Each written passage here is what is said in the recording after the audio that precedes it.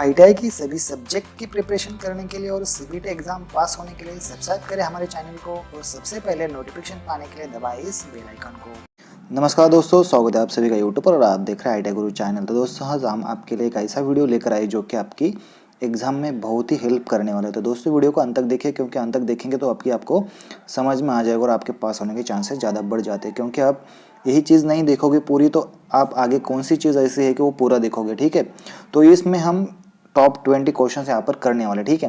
तो लेकिन इसमें से जो सारे क्वेश्चन है सभी इंपॉर्टेंट है, लेकिन ये निमी की क्वेश्चन बैंक है, ये आपको पता होनी चाहिए। वर्कशॉप कैलकुलेशन सेकंड ईयर की है और आपको एग्जाम में इसके टॉप 20 क्वेश्चंस आते हैं, इसमें से पूछे जाते हैं, लेकिन ठीक है। लेकिन हर दिन इनके क्वेश्चंस बदल दिए जाते हैं, लेकिन सुबह की शिफ्ट होगी तो दोपहर के शिफ्ट में भी आपको इसके ही क्वेश्चंस आ जाते हैं। तो दोस्तों सबसे पहले हम यहाँ पर देखेंगे जो फर्स्ट क्वेश्चन है यहाँ पर, which is the law of friction, मतलब कि कौन सा लॉ जो कि फ्रिक्शन को बताता है। तो इसका सही आंसर है ये, friction force is independent over the area and shape of the contacting surface. ये है फ्रिक्शन का सही आंसर। उसके बाद 2 नंबर का क्वेश्चन हम यहाँ पर देखने वाले। 2 नंबर का देखिए, what is the direction of frictional force against the motional object.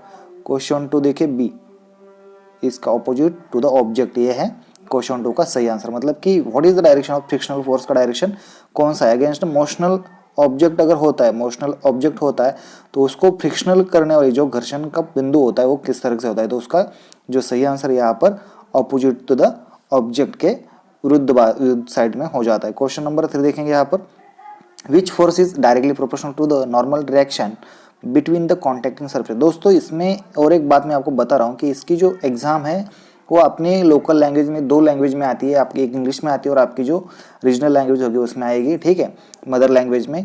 Question 3 का सही आंसर देखिए जो कि यहाँ पर है सी, फ्रिक्शनल फोर्स, क्योंकि फ्रिक्शनल है तो सभी इसके फ्रिक्शनल के ऊपर ही आने वाले। तो क्वेश्चन 4 देखेंगे हम यहाँ पर।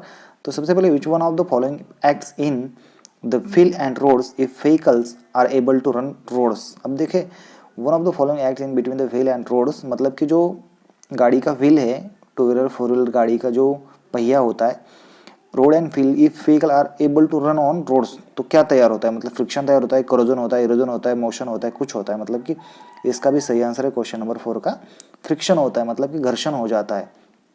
अब देखिए question number 5, which is useful friction, मतलब इनमें से कौन सा ऐसा है कि उसका यूज किया जाता है फ्रिक्शन का, ठीक है।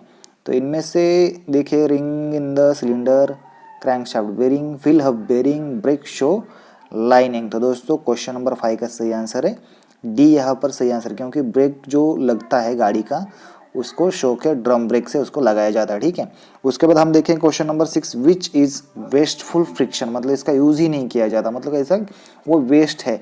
तो देखिए, rail axle gear, tyres on the floor, brake shoe lining, clutch lining, मतलब कि उसका फ्रिक्शन का यूज ही नहीं किया जाता। तो दोस्तों मतलब छठे का सही आंसर यहाँ पर रियल एक्सल गियर, इसका यूज ही नहीं किया जाता फ्रिक्शन में। Question number 7, which is depend on the frictional force, मतलब किसके ऊपर डिपेंड है फ्रिक्शनल फोर्स, घर्षण का फोर्स जो है, बल किसके ऊपर डिपेंड है। तो यहाँ पर देखिए, types of metal, contact surfaces, quantity of the contacting metals and last वाला है क्वालिटी ऑफ मेटल्स। तो इसका सही आंसर है कॉन्टैक्ट ऑफ सरफेस, मतलब कि किस सरफेस के ऊपर वो कॉन्टैक्ट कर जाता है, तो उसके हिसाब से इसका सही आंसर हो जाएगा। उसके बाद देखेंगे 8वां क्वेश्चन। आप यहाँ नीचे देख सकते हैं निमी के क्वेश्चन बैंक है, हम ऐसे ही नहीं तैयार करके आपके लिए लाए, तो लेकिन ये निमी से मैंने डाउनलोड करके रखी है। अभी तो निमी ऑनलाइन के ऊपर ये डाउनलोड भी नहीं हो रही है, तो दोस्तों मतलब ध्यान देकर ये पढ़ाई कर लो, ठीक है। अगर आपको हमारे चैनल के ऊपर ये PDF चाहिए तो आप प्लीज़ टेलीग्राम पे जाइए, आईटीआई गुरु YT नाम का चैनल सर्च कीजिए, आपको पहला ही चैनल मिल जाएगा, उसको आप ज्वाइन कर सकते हो, ठीक है। तो दोस्तों जिन लोगों ने हमारे चैनल को सब्सक्राइब किया, चैनल को सब्सक्राइब भी कीजिए।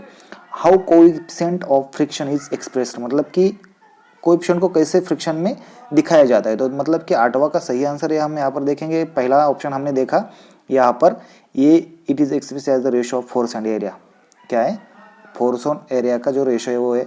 दूसरा है it is the ratio between frictional force and normal friction, इसका सही आंसर है बी ही है इसका सही आंसर। ये रेशियो दिखाता है फ्रिक्शनल फोर्स का और नॉर्मल रिएक्शन का, ठीक है। उसके बाद 9वां क्वेश्चन हम यहाँ पर देखें, क्योंकि ऐसे क्वेश्चन ज़्यादा आते हैं एग्जाम में, ठीक है, जो कि डायग्राम और जो फार्मूला आपको बताते। तो 9 का देखिए यहाँ पर, जो कि what is the formula to find coefficient of friction का फार्मूला कौन सा है। तो यहाँ पर सही आंसर है इसका 9 का सही आंसर यहाँ पर डी, ये फार्मूला है। तो आप यहाँ पर देख सकते हो और आपको इनमें से पता भी होना चाहिए, ठीक है।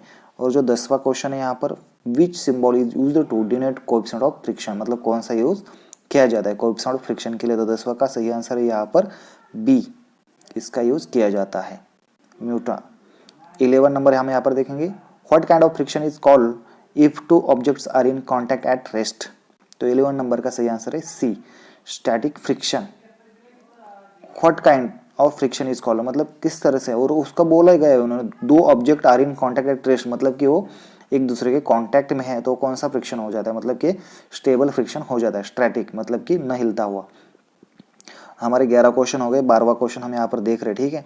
तो यहाँ पर देखिए, which is the correct statement, आगे वाला कौन सा स्टेटमेंट करेक्ट है वो सारे पढ़ेंगे हम। Limiting friction is equal to the sliding friction, rolling friction is more than the sliding friction, sliding friction is always less than the limiting friction, और डी है limiting friction is always less than the sliding friction. मतलब यार 12वां का जो सही answer यहाँ पर सी हो जाएगा, क्योंकि sliding friction is always less than the limiting friction, वो है। और 13वां क्वेश्चन हम यहाँ पर देखेंगे, what is the formula to find the force of if the object is just move up the plane. अब देखो इसमें फॉर्मूला मतलब कि किसी भी सरफेस के ऑब्जेक्ट के मूविंग करता है तो वो प्लेन में सरफेस में जाता है, तो उसका सही फॉर्मूला कौन सा है, तो आप इसको सही से फाइंड किस तरह से किया जाता है। तो मतलब कि 4 ऑप्शन दिए गए इसमें, इसका जो सही आंसर है 13 नंबर का, वो सही आंसर यहाँ पर बी, आपको सीधा रट लेना है, ज़्यादा दिमाग नहीं लगाने का। 14वां क्वेश्चन हम यहाँ पर देखने वाले हैं, which of the angle is called angle of friction. 14 number हम यहाँ पर देखेंगे। तो दोस्तों सबसे पहले हम यहाँ पर देखेंगे जो हमारा चल रहा था 14 का क्वेश्चन, ठीक है। तो 14 में देखे, which of the angle is called angle of friction, मतलब कि ऐसा कौन सा एंगल है जो कि फ्रिक्शन में, which of the angle is called angle of friction, मतलब किस एंगल को हम एंगल ऑफ फ्रिक्शन बोलते हैं। तो देखिए हम यहाँ पर देखे एंगल ऑफ फ्रिक्शन, मतलब कि वर्कलोड यहाँ पर दिखाई दिया गया, ठीक है। तो जो 14 नंबर का जो सही आंसर यहाँ पर जो आता है वो एंगल ऑफ ROS, कौन सा आता है, ROS, मतलब R से सीधा O और E से, इसको बोलते हैं हम एंगल ऑफ फ्रिक्शन। दोस्तों आपको पता हो जाएगा। उसके बाद हम 15 वाला देखेंगे, what is the coefficient of friction if the angle of friction ISQ।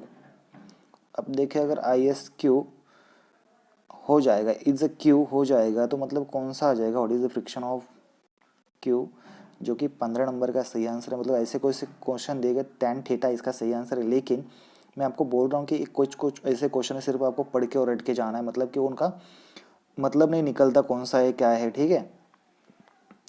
तो हम यहाँ पर देखें 15 वाला क्वेश्चन। अब देखेंगे 16वां question, what is the denotes the letter r in the given figure. R हम किसको डिनोट करते हैं, आर मतलब इसका नेम क्या है, किसको, मतलब resistance, force, load, normal reaction, मतलब इस डायग्राम में दिया गया आर को हम किस चीज़ के बारे में देखते हैं।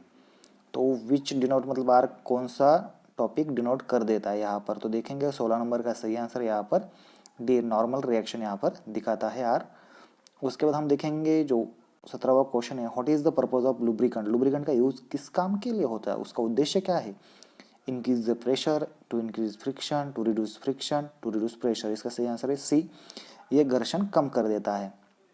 18 नंबर का हम देखेंगे, what type of lubricant is used in wick feed lubrication system. 18 number का जो सही आंसर है लुब ऑयल, इसका यूज इसमें किया जाता है। 19 नंबर का हम देखेंगे, which lubrication system is provided with a ring oiler to splash love oil continuously around the parts. 19 number का इस पे सही आंसर है फ्लैश फीड सिस्टम, जो कि सीधा सीधा आपको ये याद करना है आपके एग्जाम में, ठीक है। और हम टॉप 20 वाला 20 का क्वेश्चन यहाँ पर देंगे, which one is the 3 types of lubrication system in general use, मतलब कौन से लुब्रिकेशन सिस्टम है जो जनरल में यूज किए जाते हैं। तो देखिए सबसे पहले ग्रेविटी आनी चाहिए, gravity system, force feed system और स्प्लैश फीड सिस्टम, ये सारी चीज़ें इसमें यूज़ की जाती है। तो दोस्तों मतलब कि ये ऐसी क्वेश्चन और ये निमी क्वेश्चन बैंक है, तो दोस्तों इसमें से क्वेश्चन आने वाले, मैं हर एक टॉपिक के ऊपर आपके वीडियोस बनाने वाला हूं। तो दोस्तों अगर वीडियो पसंद आता है तो प्लीज़ चैनल को लाइक कीजिए, सब्सक्राइब कीजिए और जितना हो सके उतना शेयर कीजिए, क्योंकि हम ऐसे बेहतरीन वीडियोस आपके लिए लाने वाले हैं। तो थैंक्स फॉर वॉचिंग, बाय।